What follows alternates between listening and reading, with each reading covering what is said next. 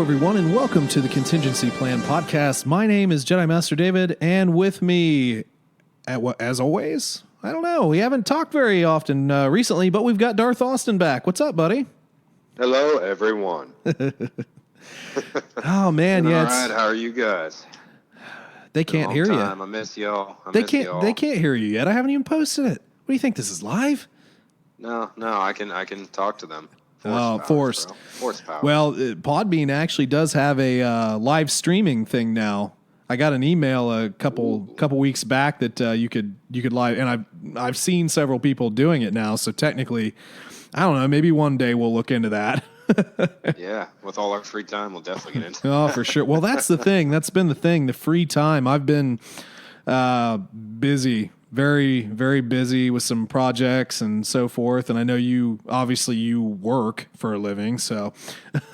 Yeah, I was feeling kind of bad. I hadn't contacted you for like 5 or 6 days trying to finish up Black Spire, and come to find out you're just as busy as me. It made me feel a little better about it. Well, yeah, that's the thing. I mean, it's just been a struggle trying to get free time, because even when I get home, it's like, yeah, I'm tired. I'm kind of worn out from work, and then weekends have been booked up pretty well, and just haven't had a lot of time for much of anything. I kind of still trying to put out the power half hour, reading some comics and whatnot, but even that, it's been kind of hard to get those out. Right, gotta get some motivation for that kind of stuff. Well, for sure.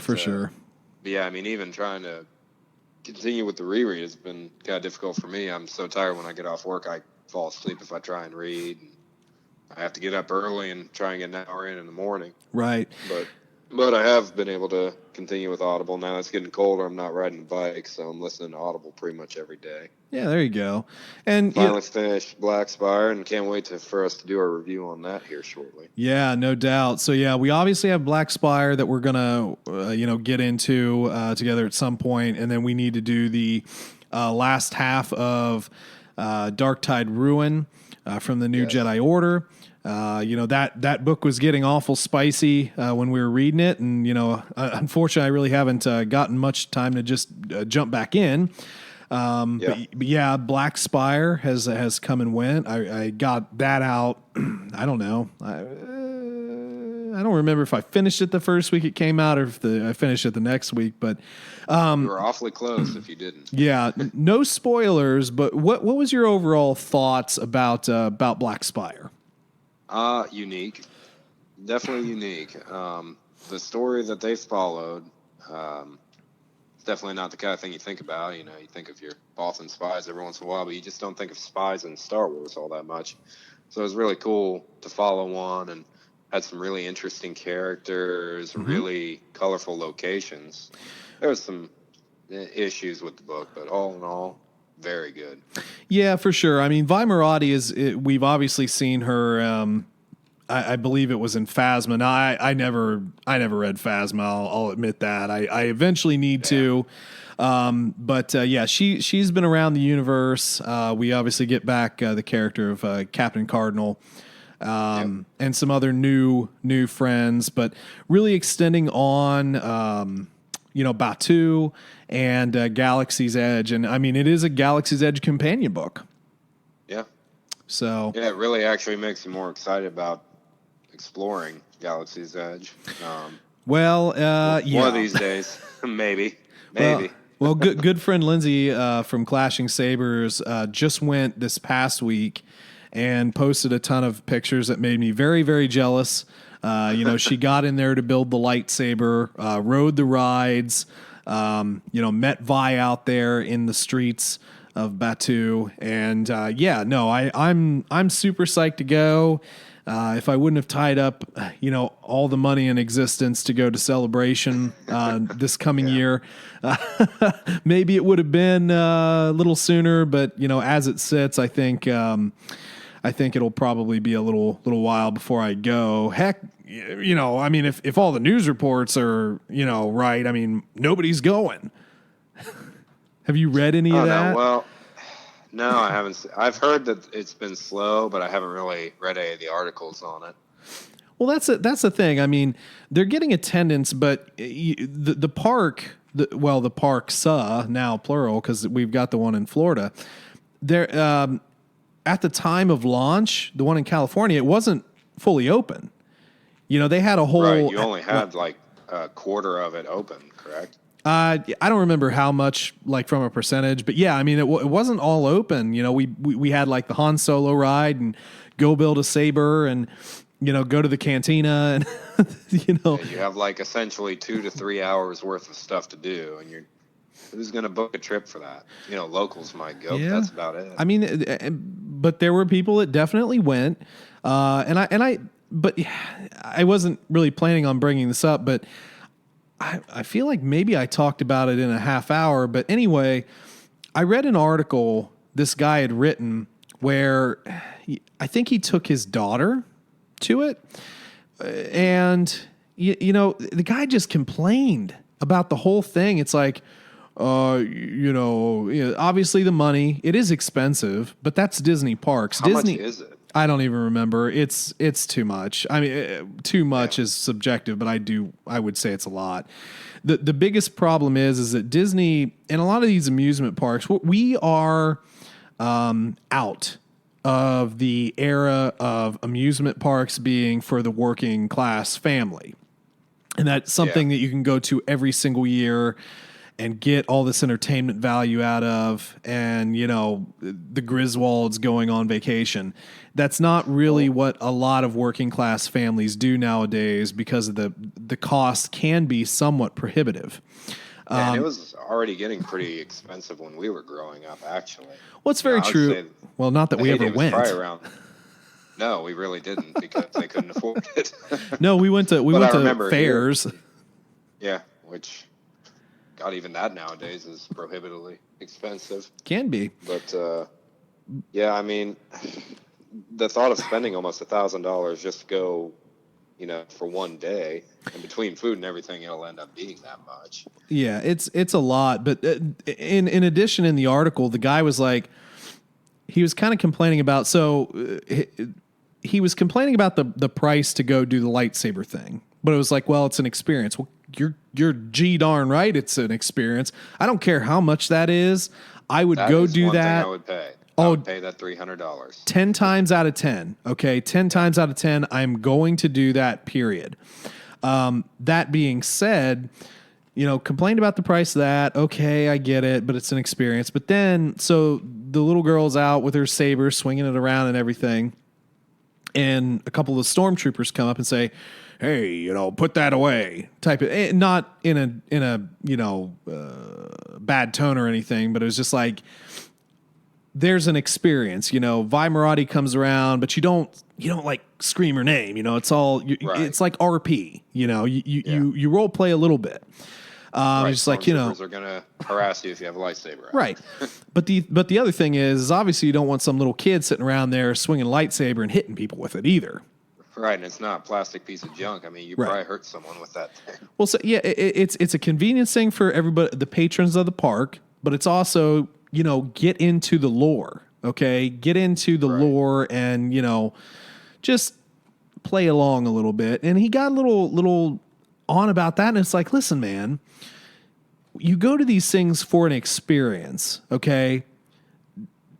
Don't think that you're an actual Star Wars fan. I don't remember. No, that was the point in the article, is he said he wasn't. That's the problem. He wasn't like a hardcore Star Wars fan, and that's what made it so crazy. It's like, come on, come on, man. And why would you go? Why would you go? That was all the other parks you could have gone. Yeah, that was a question I had. So anyway, let's move on to some other Star Wars news, because that wasn't originally in my thought process here.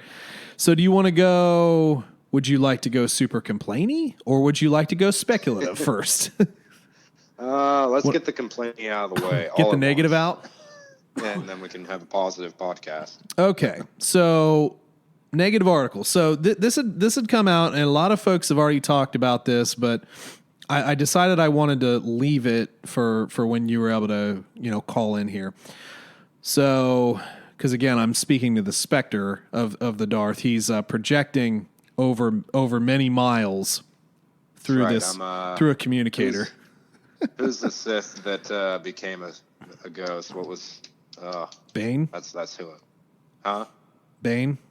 No, the one that literally consumed itself, had the skull mask. Oh, no. Everyone's yelling at us right now. They all know what I'm talking about. There's supposed to be a Star Wars podcast. I can't remember. We're moving on. It didn't happen. I'll wipe that out of the record. So anyway, the article, several places reported on this, but basically we had an interview with Bob Iger, who's CEO of Disney. And, essentially he was coming out saying he regretted how he handled, George Lucas and the plans of George Lucas and the buyout of Star Wars, but basically also said that George Lucas felt betrayed at the way Disney sort of handled Star Wars after the purchase. So the purchase price was $4.05 billion, and from my understanding, it was $2 billion in cash and then $2 billion in stocks and options. Mm-hmm. And I don't remember if he gave the entire $2 billion away to charity, but I know he gave a good percentage of it away to charity, which is great and totally his decision. But he's still making money off of the stocks, or should be. He would still get some royalties too, wouldn't he? I don't know about that. I feel like probably a part of the buyout was canceling that out, but I don't know a whole lot about the deal. I just know that was the purchase price. So Disney buys Star Wars. George Lucas, I think by all accounts, was done making movies. And let me be very frank about this. And this was actually kind of a bit of an add-on from our friends over at the Sith Talk podcast. Because they talked about this first, and I want to give them the credit for it, but I totally agree with them. We as fans destroyed George Lucas after the prequels. Yes, people might we hated his guts. Well, I didn't, but yes, we as a fandom.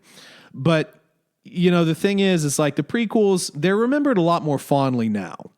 But when they came out, people eviscerated them. Ahmed Best, who played Jar Jar, it was really cool during Celebration. He was able to come out during the panel, and I was there. He got a huge round of applause because a lot I was getting death threats. Well, he wasn't just getting death threats. He legitimately, thought about committing suicide as well, due to all the heckling and everything. And this is sort of topical because Melissa Tran, who played Rose, also received a lot of hatred for her performance, despite the fact that I think she did exactly what she was told to do and didn't have anything to do with her. Not to mention the actress who played Holdo, for that matter. Laura Dern. Yeah. So, but we as Star Wars fans I think we really got under his skin. Nowadays, I love Phantom Menace. I will always look at Phantom Menace with, golden eyes, because that was, I was 11 or 12 at the time. I remember the whole lead up. We've talked about it before, but there's so much to that just made me happy, right? Yeah. And episode 2, it is what it is. I don't think that's anybody's favorite. And then episode 3, it's not my favorite either. And I know you really like that particular one. For me, that was my Phantom Menace because of the build up for it. Right. But and you're a couple years younger as well, so we had a little bit of a progression. But episode 1 is forever in probably my top 3. But a vast majority of people really, really killed him for it. And I think that, yes, he definitely had ideas. And even in the article, they say he sent scripts, he sent ideas. He was, okay, here's the way I would take it. And then Disney didn't really go with that. So I think a lot of this has to do with, I kind of told you what you guys should do, but you didn't do it. So first and foremost, I think we as fans have to come to terms with the fact that we kind of, in a lot of ways, forced the sale. Okay? Yes. And then 2, so that means everything that has since come from it is our fault. Would you agree with that? Yeah. Yeah, I would, honestly, because I mean, yeah, we're spending the money for all this, and yes, we're the people that he's supposed to cater to, but we also are kind of spoiled as a fandom. We Well, typically get what we want. well, even And we act with like children about it sometimes. right, there's just so much, and it become when does it become too much is the question, because there so many times, like, I see all these folks just complaining about every single thing about Star Wars. It's like, well, how the heck are you a fan? Yeah. Like, when are you a fan if all you do is complain about it? Now, there are a great many people that, aren't like that. Okay. But in the day and age we live in with social media and, people that can go on YouTube and have 2 million subscribers, but literally have no expertise in anything, but because they have a huge following can become internet famous. And the problem is a lot of people follow their exact opinions to a T. I mean, they practically recite it. Well, that's another thing that they don't have their own opinion. Right. And I had I was listening to a podcast earlier today when they talked about that whole crowd reactionary group think deal where, it's the old adage, like, one person can be smart, objective, free thinking, blah, blah, blah. But as soon as you put them in a crowd, it becomes crowd mentality. Yeah. And man, it really has become hard for Star Wars, whoever that might be under, George Lucas or Disney, to do anything right. Because it's never right for 100% of people. And I don't know of many I don't know of many fandoms that have that issue. Because even Lord of the Rings, Peter Jackson took liberties with the books. There were characters, that were different, and things that were different, scenes that were different. And there were a lot of people who aren't big fans of his interpretation, but we don't get that sort of, hatred, the dark side, so to speak. You're more of a fan of that. I mean, did you see any of that growing up? No, I don't think so. I don't really remember it, really. I think that, I don't know. I think that might be a little different. There's lore, yes, but TV shows, I feel like people can give a lot more of a pass for. Yeah. Because you're just doing weekly TV. They had movies, but the movies were the movies. They weren't. There wasn't any. They explained their lore. There wasn't anything really hidden. In Star Wars, there's so much that's unexplained and hidden that I think it's a different sort of thing, maybe. Yeah, I mean, when you think about the scope of everything, what we get from the movies compared to the books and the magazines, the comics, all that stuff, we barely get anything. We get like a few dozen species, vague lore on all of them, and some names. Yeah. Yeah. Everything else is just expounded upon in the books, and most people don't take the time to read the books. So, yeah. Yeah. But, so, I mean, you have seen this same issue with Game of Thrones, though. Oh my God. Yeah. You definitely have a lot of fans who, on one side, are loyalists to the books, to Martin, and then other ones who just want it their way, and they think that, signing a petition to change it or redo the season will get them what they want, because it wasn't their perfect idea of whatever this was supposed to be at the end. Yeah, and so let me go a little bit further in this, and then we'll talk about a couple things. But it does go on to say here, even George Lucas now admits he thinks fans would have hated his sequel trilogy. Lucas has revealed that he wanted to go into some of the microbiotic world. Wow. Metachlorians. It's all We're gonna midichlorians. follow a single midichlorian. Yeah, I don't know. Exploring the controversial idea of the midichlorians. There it was, right in the article. All I had to do was read a line down. I would have remembered that he introduced in episode 1, and truth concept is already proved. Yeah, okay. So nobody really cared about midichlorians, but you know, I feel like the world between worlds probably would have been a bigger thing. I feel like it would have been more sci-fi than what we get here. And that's the biggest bridge, because there are a lot of folks now that even think that the world between worlds that we kind of saw in Rebels is going to be a thing in this final movie. And I constantly say, no, I don't think so, because as you set up for that in one movie.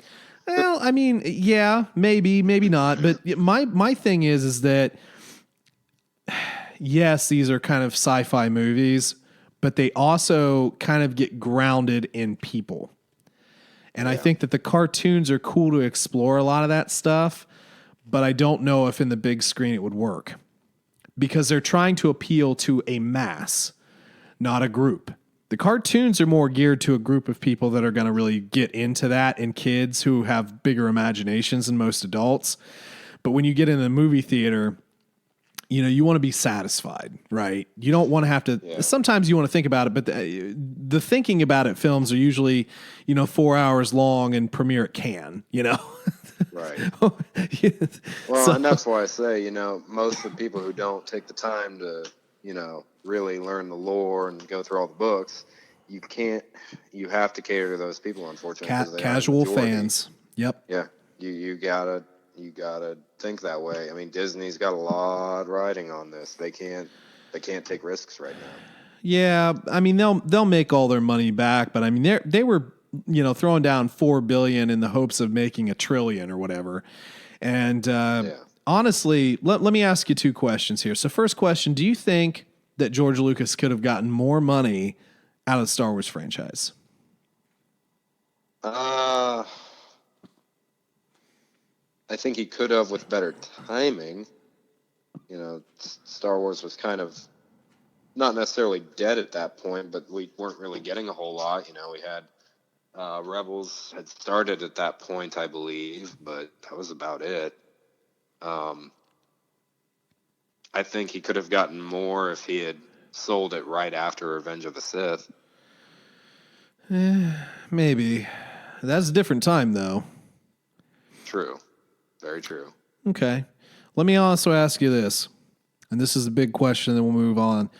Do you think that George Lucas has the right to be upset? No. He sold his rights. So, I like George Lucas. I think he's done amazing with all the lore of Star Wars. But if you choose to sell it away, you have to accept that you don't get a say anymore. Mm-hmm. He gave us something incredible that has spanned decades and generations of folks, opened our imaginations to a world that, maybe was just, purely imagined, somewhere in the back of somebody's mind, gave us something that has inspired a huge fan base, made Celebration. I remember when I was at Celebration last year, Warwick Davis came out and was talking about the first Celebration being, like nobody coming out to a field and be getting rained on when they were in a bunch of tents.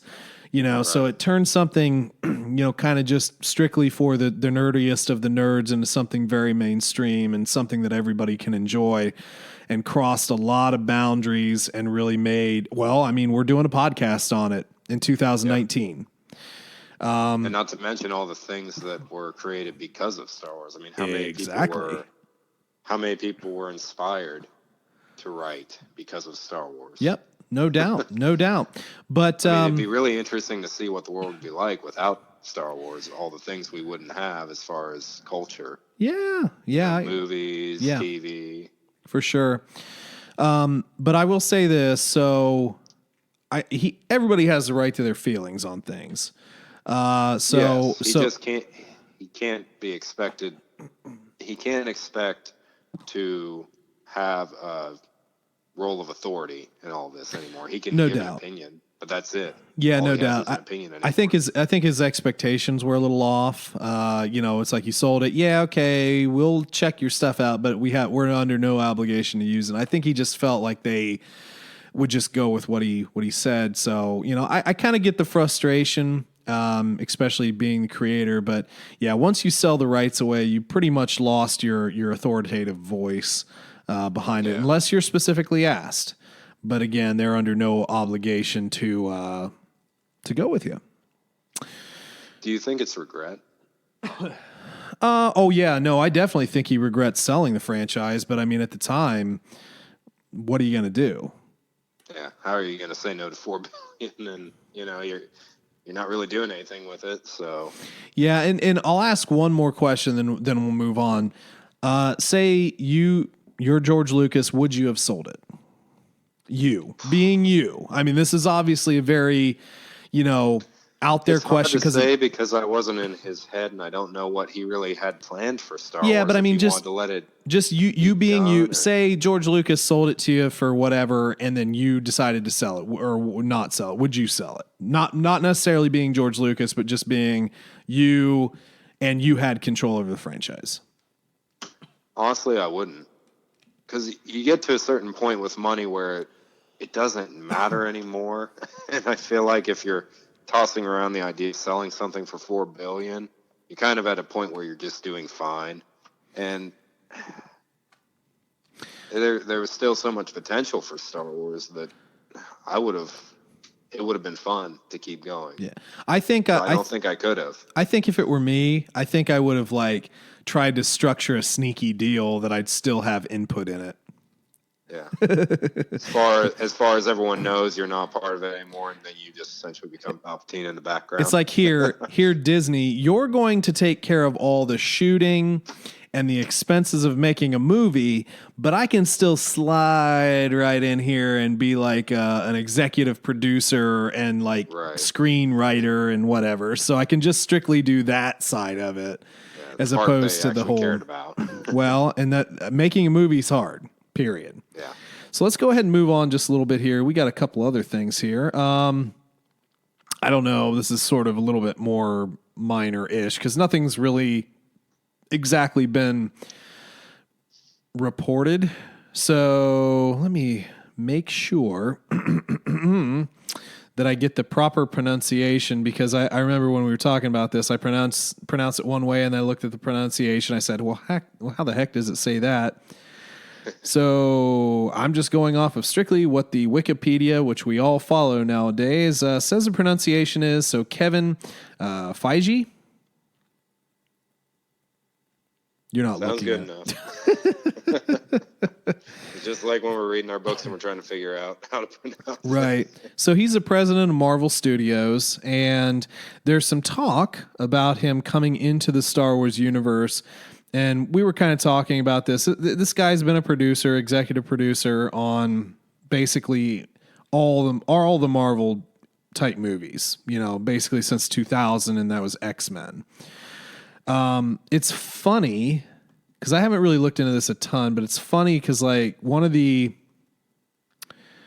we'll try and click on this here, but one of these articles was would Star Wars be worse off if he took over? What? How? How would it be? How would it be worse? How would it be worse?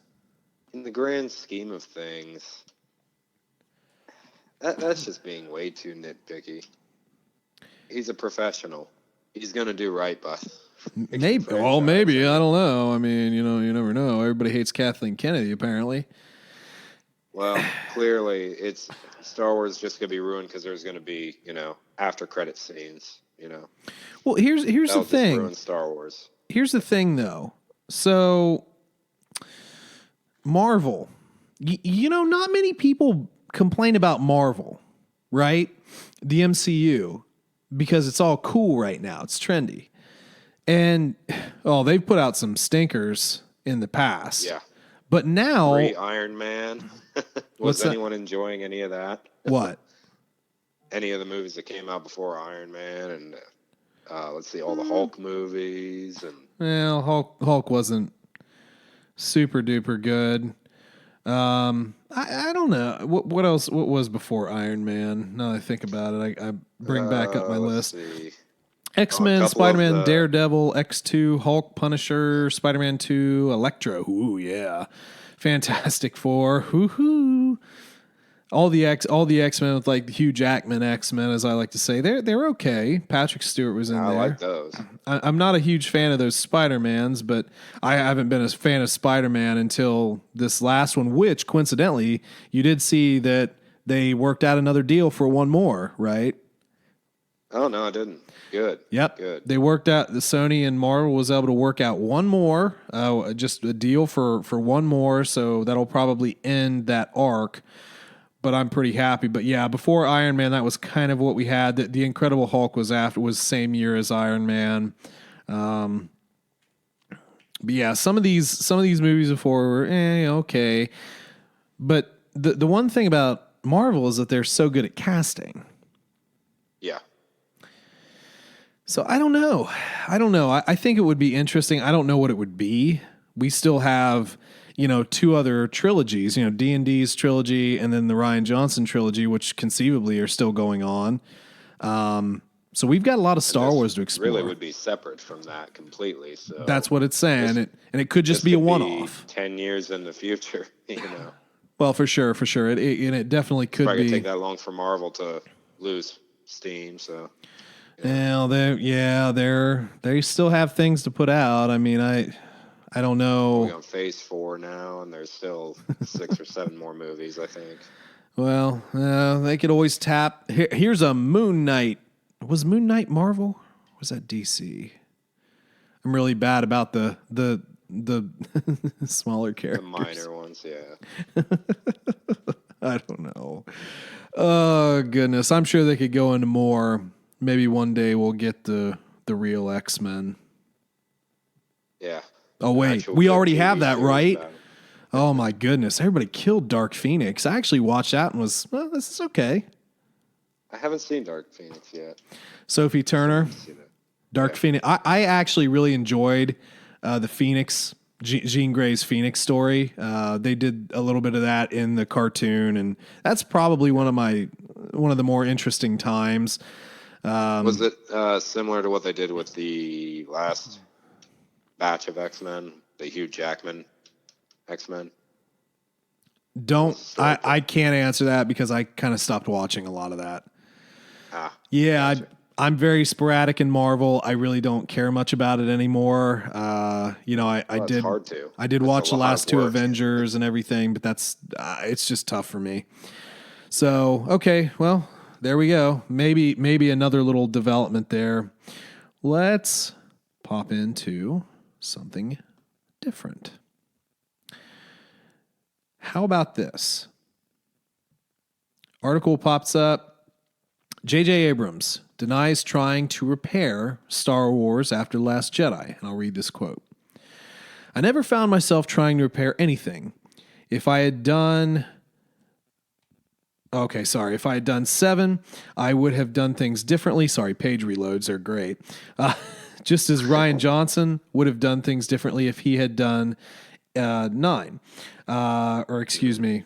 6.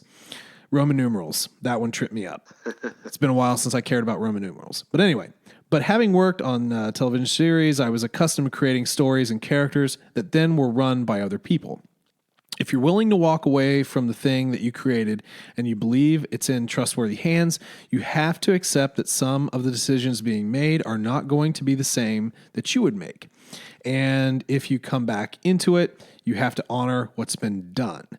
So, essentially he's saying, it's like I understood that, when I left, it was going to be in other hands. But my responsibility is basically to come here and make the best of it and, do my thing, right? I think George Lucas could probably stand to read that article. Wow.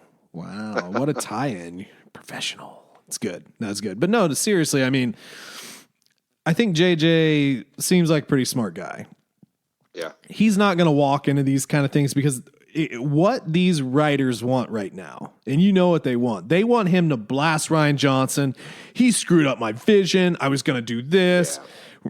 Ryan went in this stupid direction. I hate him. And, I TP'd his house last weekend and set dog poop in a flaming bag on his, I don't know. So anyway, what do you think about that? How's that going to help Disney? Well, true. Do you think this is factual? Do you think he's not trying to, or let me put it this way. Do you think J.J. Abrams is trying to maybe outdo Rian Johnson? Do you think he'll make significant changes, or do you think that this is a genuine quotation? I don't really think that JJ would feel the need to outdo him. Yeah, I do believe it's genuine. And honestly, if he is as smart as what he seems, I'm sure he had quite a few contingency plans on anything that Johnson might have done to his trilogy. So Yeah. I'm sure that he had all this planned out. And the second he watched the movie for the first time, he was perfectly comfortable with it. Yeah, I can agree with you I think there. he always knew what was going to happen. I think he had contingencies for if he killed off Snoke or if he kept him alive, along with pretty much any other character. Mm-hmm. There could have been, they could have killed off Rey. Realistically, you never knew what could have happened. Yeah. I don't think he would have taken that kind of risk on his own name and not planned it through properly. Sure. I can dig that. This is one thing that I'm not a huge fan of trilogies is this switching of directors. It's just not coherent. It's yeah. always pretty evident. I would like to see one person's story into continuation. It just, I don't know. It's a Hollywood thing. It's, fairly common. It's just not what I would like to see personally. Well, kind of the whole point of watching a trilogy is, experiencing someone's story, someone's idea, and to have that chopped up and have multiple people write it, it's just a cheap trick. It's not. Yeah. It's not what Star Wars has been, so it's been very strange. It's difficult seeing this kind of discord. For sure, and I'm with you there. But yeah, I think JJ genuinely means it. I don't know. He's obviously not going to say if it was the reverse of this. But yeah, I think that it's pretty close to the truth, at least. He's not into the drama of all of this, and he's just trying to make a movie. Feeding the fans fire and all that. He just wants to. No, he likes messing with fans. He does like messing with fans, but not at the cost of another team member. For sure. I don't think. Just at the cost of the fans, and maybe a character or two here or there. For sure. Okay. Let's move on to another article. Well, not an article, but a picture. So we've got really this a picture. Yeah, if you say so.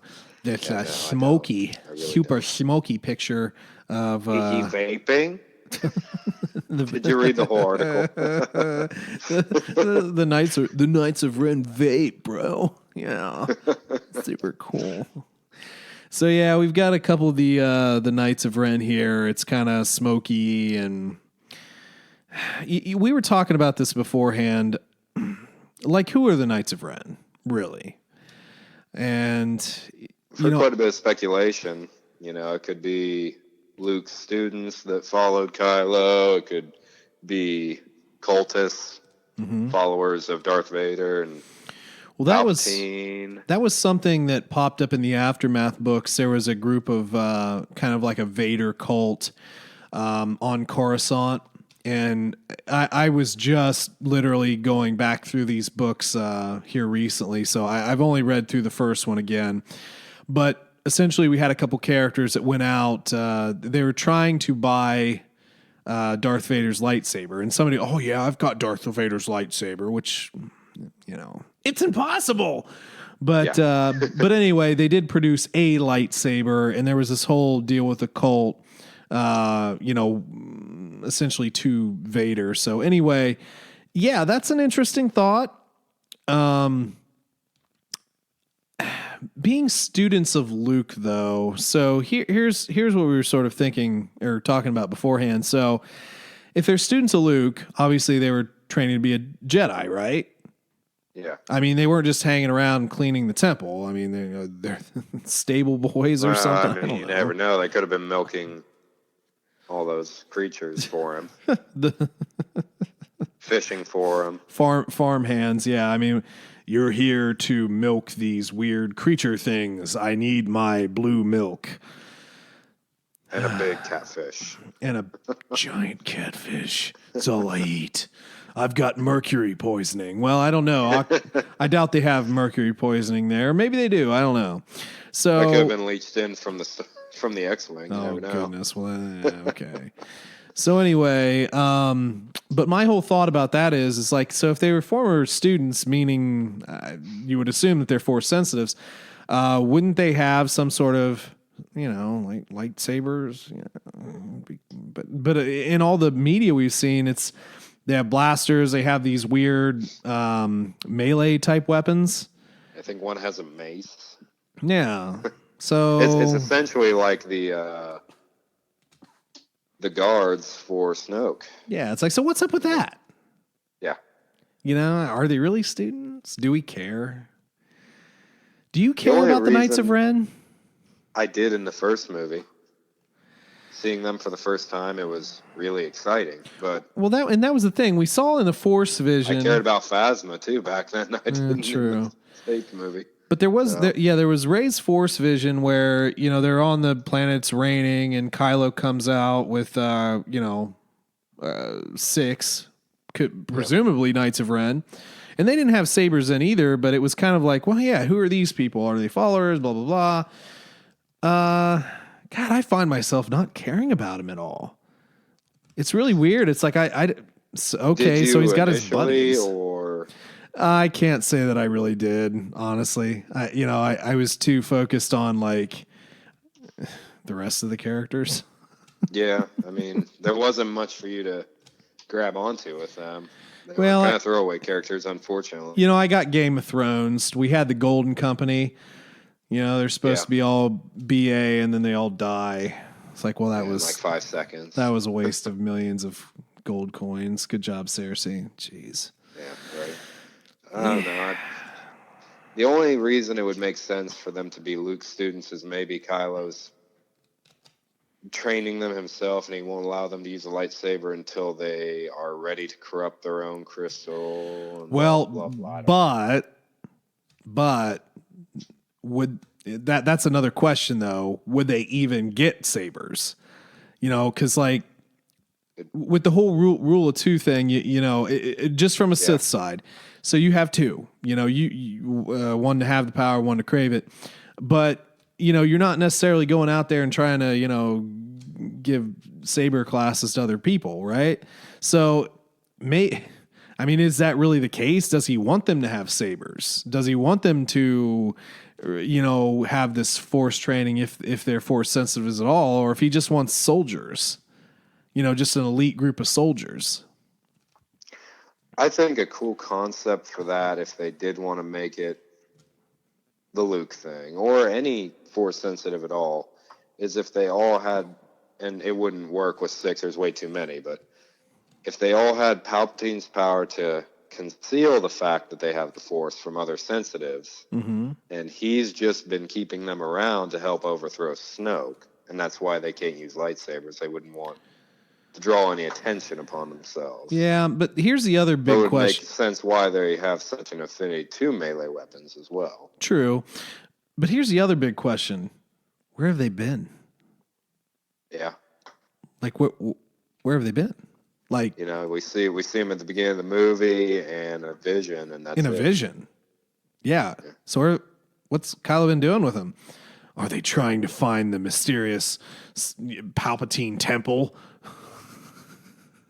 I think they just have their own little break room, and they've just been playing Nintendo throughout the entire movie.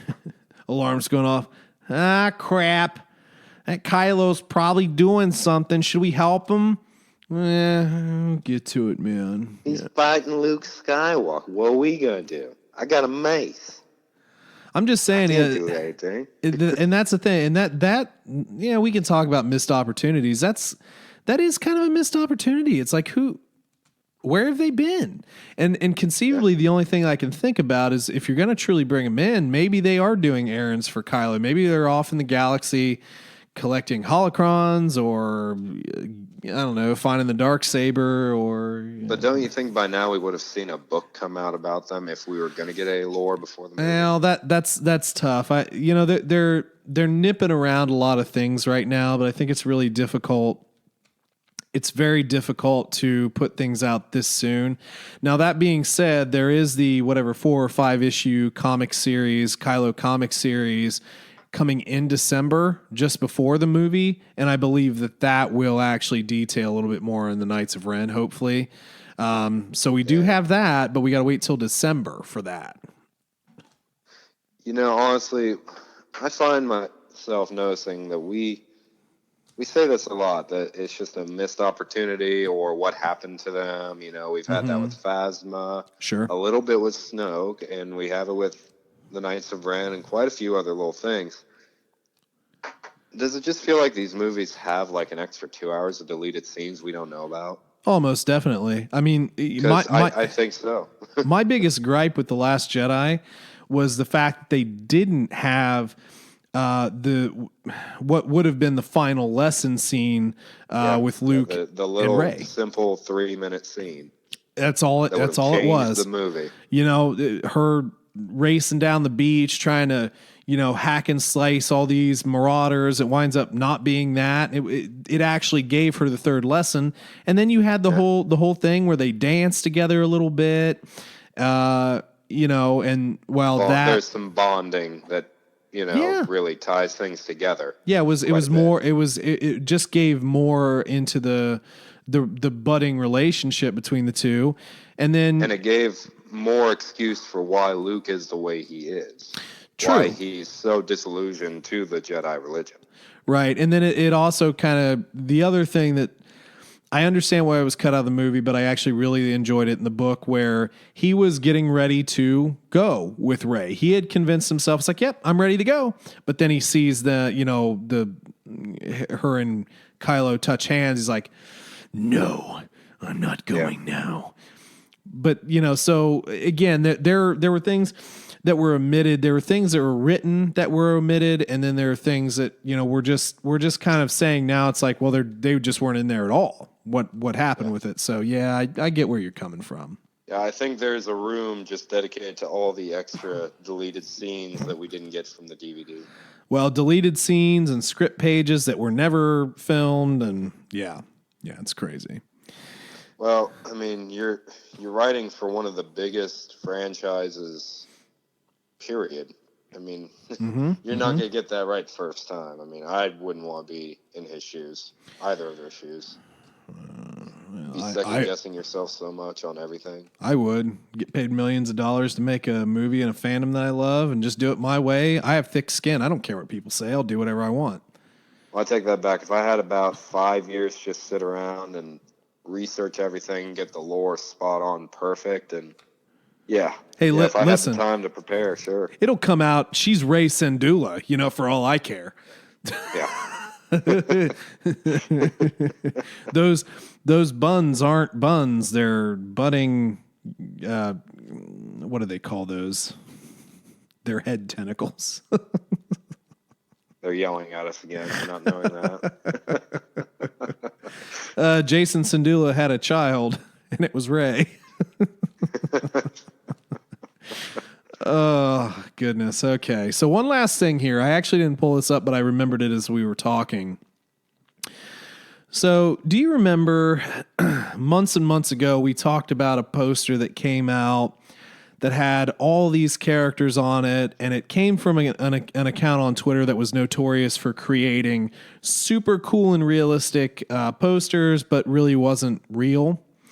Was that the one that had C-3PO with a blast? Bowcaster. Yes, that was the one. So you remember that, right? Yes, I do. So apparently a little bit more has come out about that. And, I was reading that it's very possible that actually was somewhat correct, but it was like on a cutting room floor kind of thing and wasn't anything that was going to come out.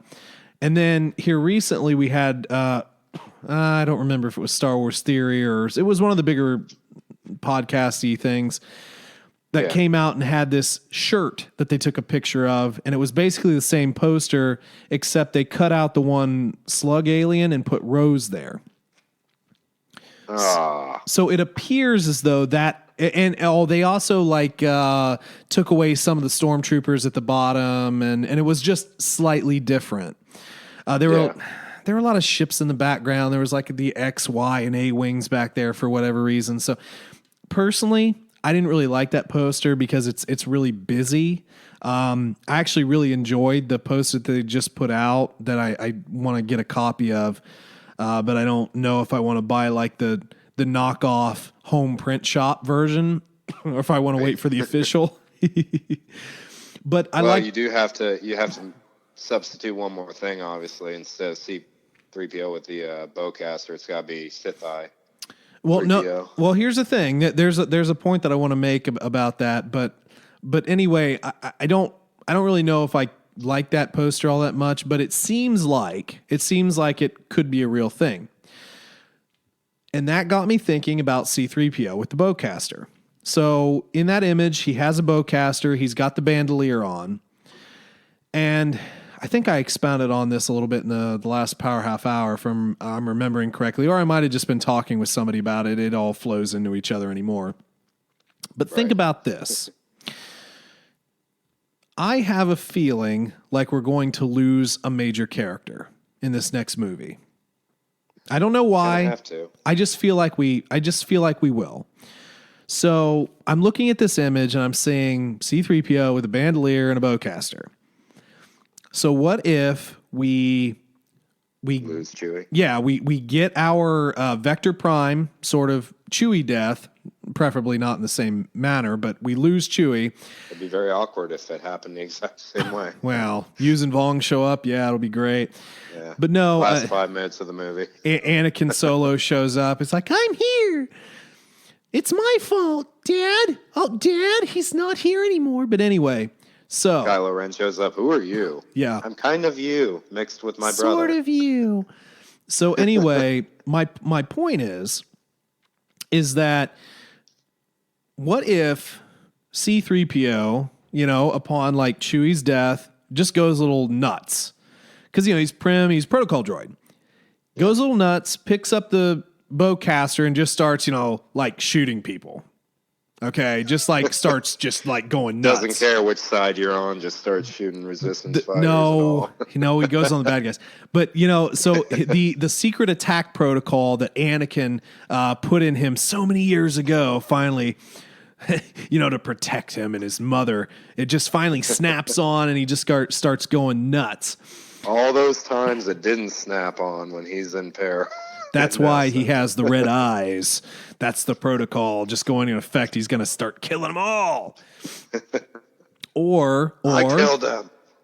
Or what if we lose R2?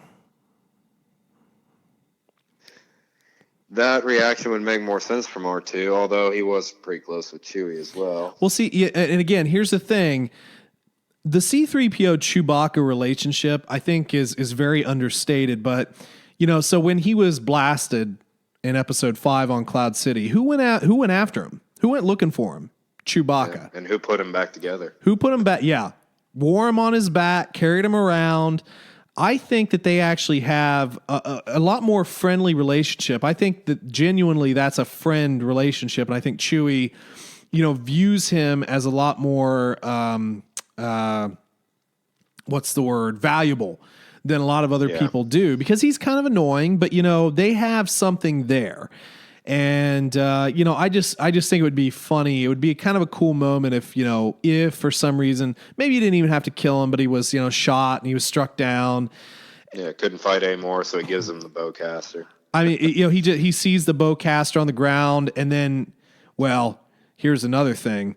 So his head did happen to get fused onto a battle droid in Episode 2. So Very true. So some of that programming wipes off, and he just starts Mr. Bonesing people. I just think it would be cool to see him, like, you know, just get out of the prim and proper, and just like you just see his expressionless face just kind of like turn slightly, and then turn back to the bowcaster, and then just picks it up and starts blasting. I think it'd be neat. Maybe have a little PTSD moment of flashbacks of all the stuff he's gone through throughout all the movies. Thankfully, he's gotten his memory wiped a lot more. R2 never got his memory wiped, but C-3PO sure did. But anyway, I just thought that was interesting that they kept that. And we had talked about him having the bowcaster back when that poster was dropped. I just think it's interesting that if that's a real image of something that they had thought about putting out there, you know, there's something to it. I mean, or what if they go to Kashyyyk? Like one of the scenes is just at Kashyyyk. They go there and they enlist Wookiees, or maybe they just have to go to that planet for whatever reason. Maybe just to hide out for a little while or something.